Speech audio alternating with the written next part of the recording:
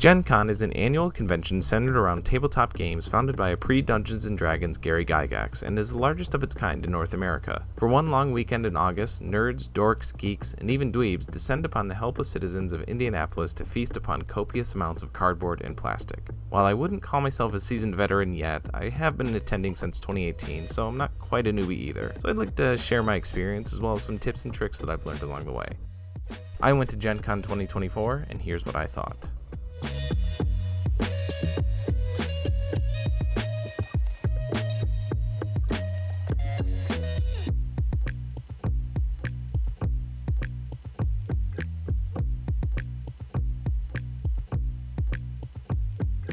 Me and my friends arrived in Indianapolis Wednesday evening, the day before Gen Con officially starts, though Wednesday is trade day, so there's still a bit of activity going on. I have yet to get lucky on the housing lottery for the downtown hotels, so we stayed at a hotel on the outskirts of the city. It's only a 10-minute drive, but every time I go, I think of how nice it would be to just be able to walk a few blocks to my bed. I like to show up the day before to be able to settle in and to not waste time during the con waiting in line for my tickets, because this is a long line.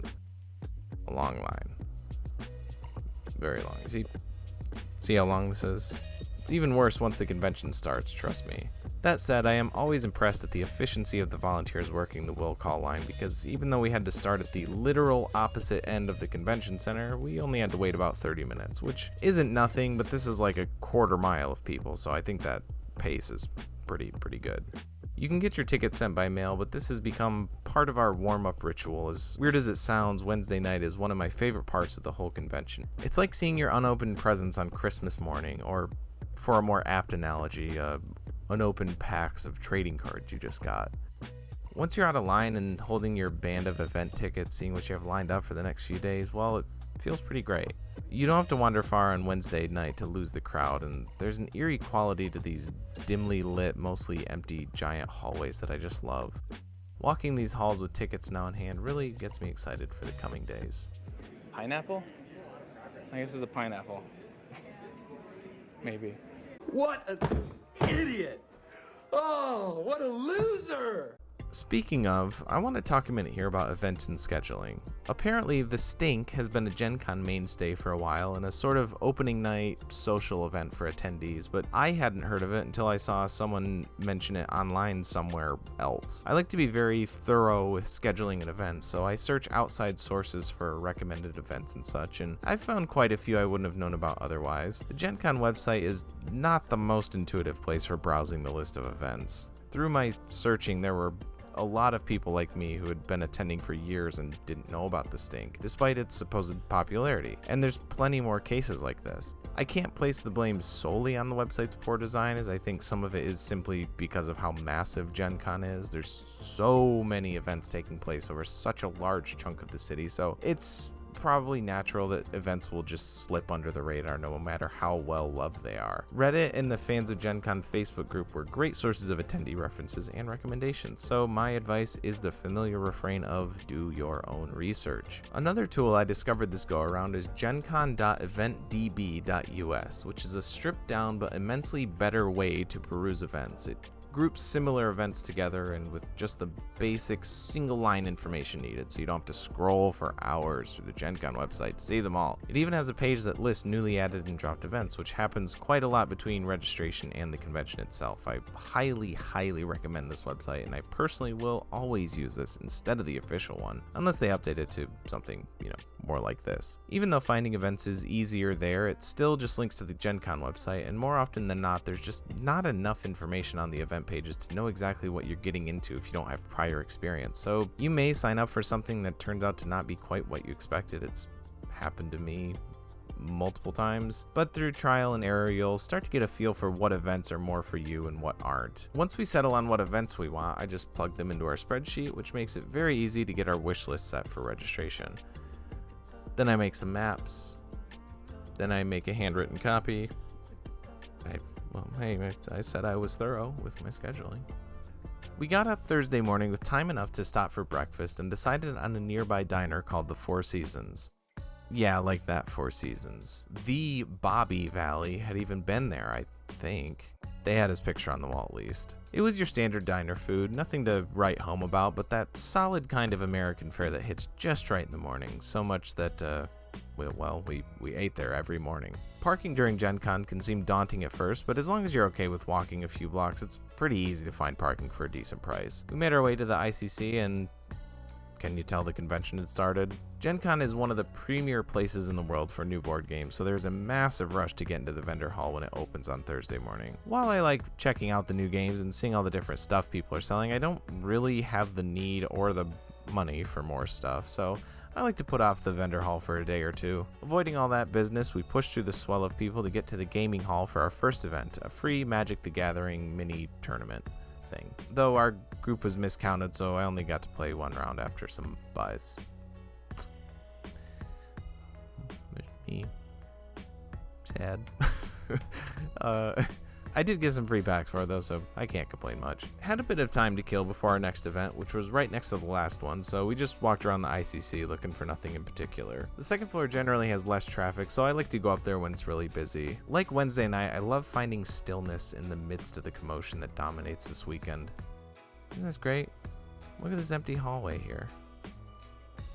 Look at this. Look how you can see how you can see the floor here. You can see this wonderful carpet. Some people sitting up here. Okay, let me paint you a picture. Our next event was a King of Tokyo tournament qualifier, and both me and my friend did well enough to move on to the finals. King of Tokyo isn't a game I play a whole lot these days, but it's one of my earliest gateway games that got me into the hobby, so it is very near and dear to my heart. We did a Boss Monster tournament, another gateway game for me, the year before, and like that, these were maybe the best games I've ever played of the respective titles. It's so nice to play a game where everyone at the table already knows all the rules and the general strategy enough to take the gameplay up a notch. Not that I don't love my casual game group with my friends, but it is a very nice thing nonetheless. After that was a big trivia event hosted by the Game Show guys. I mentioned their names not just to shout them out for putting on a great event, but because this is a good example of something I mentioned before about events. Me and my friends love trivia of all types and formats, so the last couple Gen Cons we've tried to find at least one trivia event each year, but we have been let down greatly in the past. Like I said before, the website is not the best at communicating event information, so a lot of times you have to self-vet and potentially do some not great events as a lesson.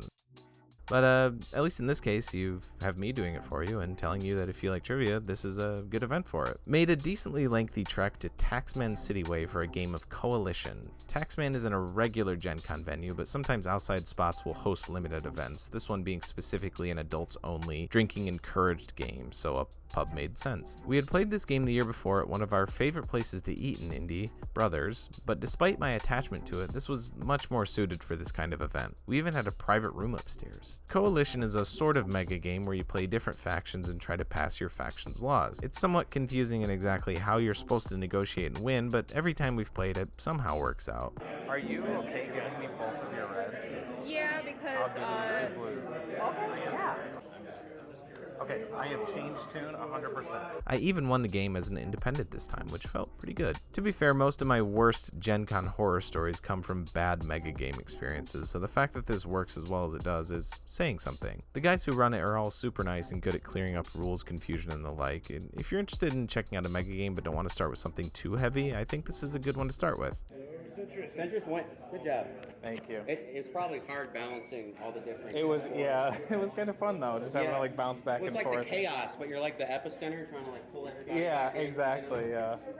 Merchants 107 and Rebels 111.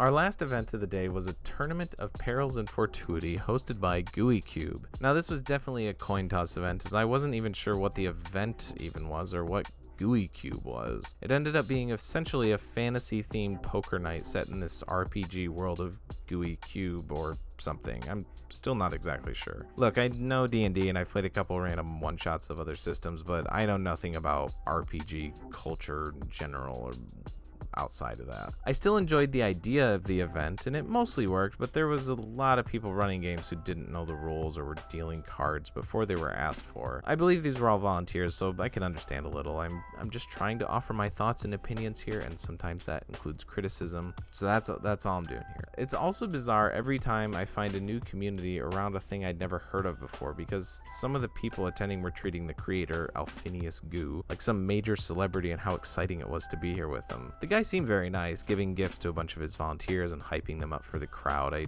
just simply didn't know who he was, and it's a interesting scenario to be in. I almost felt like I'd made a mistake by signing up for this and not knowing what it was, so I had to fake pretend that I knew who this guy was. and think all this was way cooler than I actually did think it was. Again, I might not know what's going on, but the guy seemed cool to me. The Orc Stomp 5K kicks off Friday bright and early in the morning, though this morning wasn't all that bright. While the lack of sleep can bite, I love having something so wildly different right in the middle of the convention. So we do this every year. It helps break up the flow of being inside adjoining buildings for 4 days in a row. When we were picking up our packets for the race, my friend noticed Cole Whirly. What is it?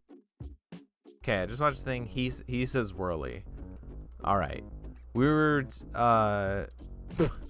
when we were picking up our packets for the race, my friend noticed that Cole Whirly, designer of Root, which is my friend's favorite game, was standing right in front of us, and my friend made it his goal to have a faster time than him. I don't know why he was so set on that. Maybe if the guy was known for his fast running times, it makes sense. But he designs board games. So I don't get it. Tell me. I'm speaking to you directly now. Answer in the comments below. No, you can just message me or just tell me. It's likely that I forced you to watch this video and I'm sitting right next to you right now. I tried filming during the 5K, and despite assuming it was all going to be unusable, it's actually not bad. It's not super interesting, but it's more stable than I was expecting, so that's neat to me. Had a movie-centric trivia event hosted by the Game Show guys again. It was also a lot of fun. We did a lot better with this one, but still didn't come out on top. Hustled over to the far side of the JW Marriott for a game of Jubentia, a popular role-playing game from China that's just now making its way over to the US. I somehow won, even though I think none of us fully knew what was going on, even the GM, but hey, it's a brand new thing here. It's almost like a trial run of sorts. It was the first of only a couple at this Gen Con, so I like to think we played the first official Jubentia game in the US, but, you know, probably not. I split from my group to fulfill my duties as a panelist on the film festival's director panel. I couldn't find a better time to mention it before now, but every year I've been to Gen Con, I've been fortunate enough to have a movie included in the film festival. Anyone involved is invited to be on one of the many panels, which I usually like to do. This one is fun because we mostly just talked about movies we liked, though this was where the exhaustion from the 5K and no sleep really started to hit me, and I struggled to not nod off in the second half. Almost right after my panel was the horror comedy block where my short film was featured. It sold out yet again, and while that's not like because of my movie or anything, it still feels pretty great to be part of. Most film festivals I take part in are much more local and low stakes, so it's bizarre being a part of one where other movies sometimes feature named actors that I know and recognize. I'm happy to say that it played very well, though I may have been hallucinating from sleep deprivation at this point, so who's to say?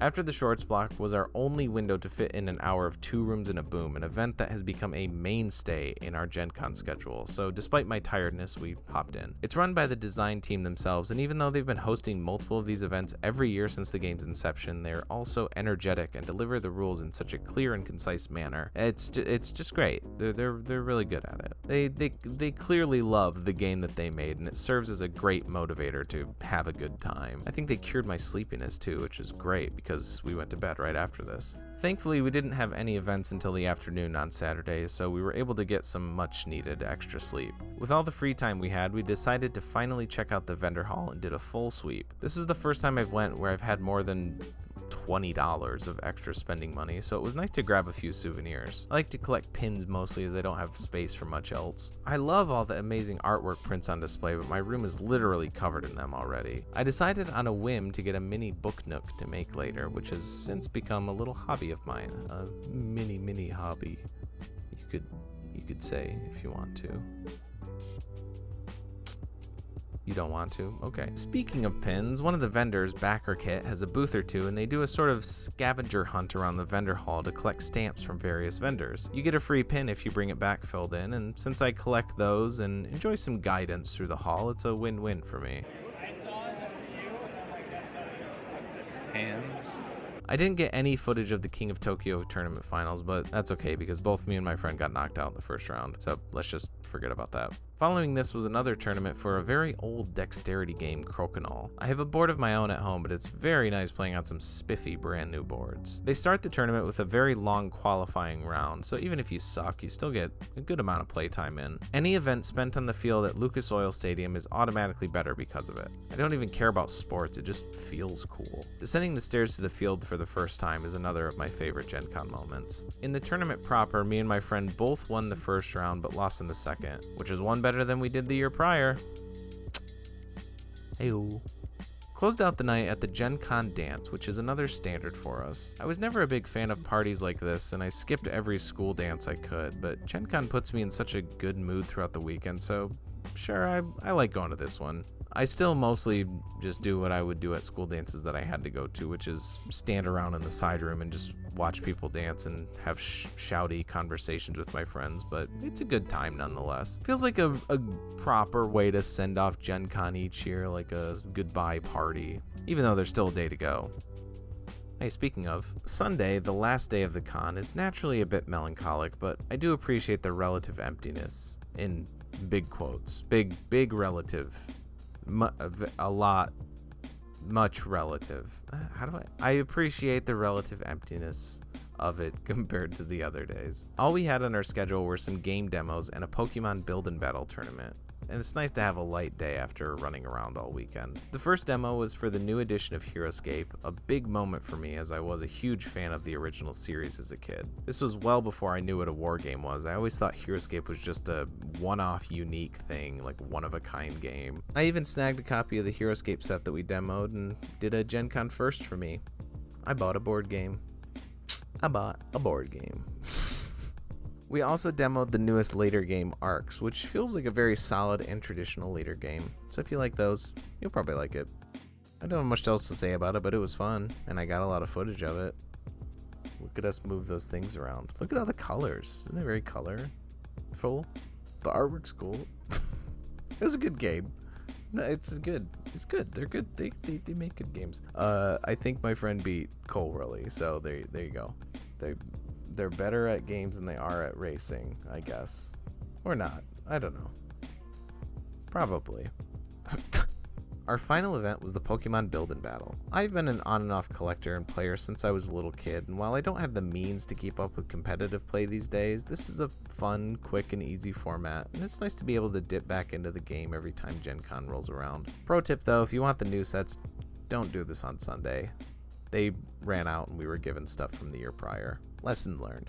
One last sweep through the vendor halls I always like to do on Sunday. Booths are likely to have their best deals going on Sunday, and it's also interesting and kind of weird to see the hall when it's not absolutely flooded with people, where you can actually get a sense of the size and scope of it, see down all the pathways and stuff.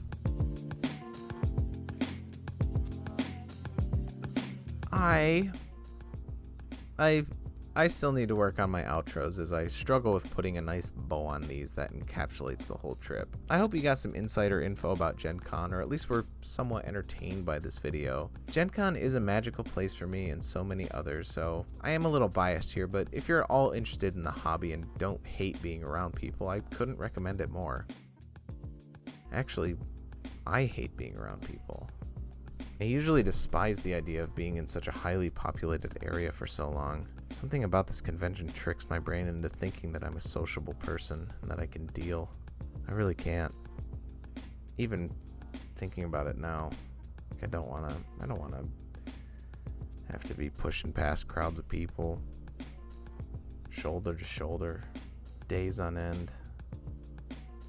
But when it comes around, I'll probably be cool with it again. I don't know. Anyway, that's what I thought about Gen Con 2024.